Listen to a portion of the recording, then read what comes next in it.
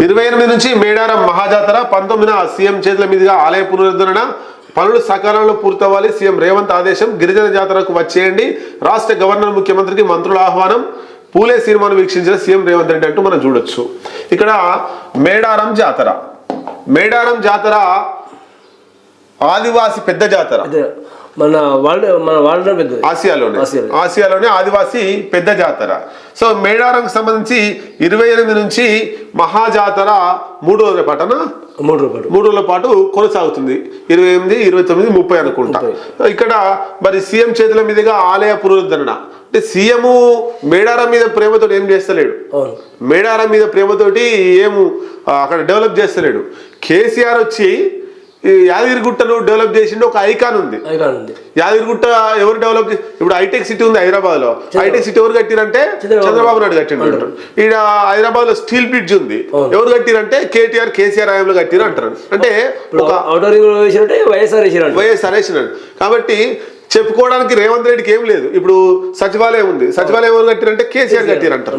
కాబట్టి రేవంత్ రెడ్డికి చెప్పుకోవడానికి ఏం లేదు. కాబట్టి కేసీఆర్ యాదగిరిగుట్ట కట్టిండు.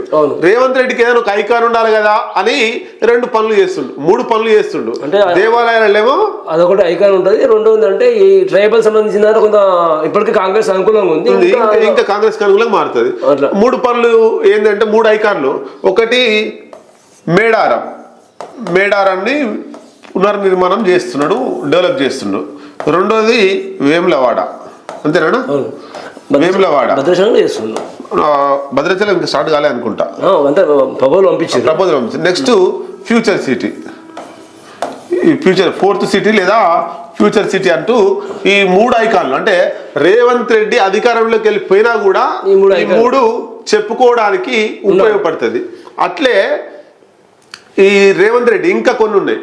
సన్న బియ్యం అని పోయినా కూడా ఆయన గురించి చెప్పుకుంటారు. సన్న బియ్యం ఒకటి, ఫ్రీ బస్ ఒకటి, మన కరెంటు బిల్లు ఇవి ఎవరు అధికారంలోకి వచ్చినా తీసేసేయడానికి అవకాశం లేదు. తీసేస్తే వాళ్ళు అధికారంలోకి పోతారు, ప్రజా వ్యతిరేకత వస్తుంది. కాబట్టి రేవంత్ రెడ్డి ఒక 5-6 ఐకాన్లు సంపాదిస్తారు. మొత్తం ఆయన లొంగిపోయాడు అంటారు. దిగిపోయేటరకు ఒక 10 ఐకాన్లలో ఉంటట్టు రేవంత్ రెడ్డి.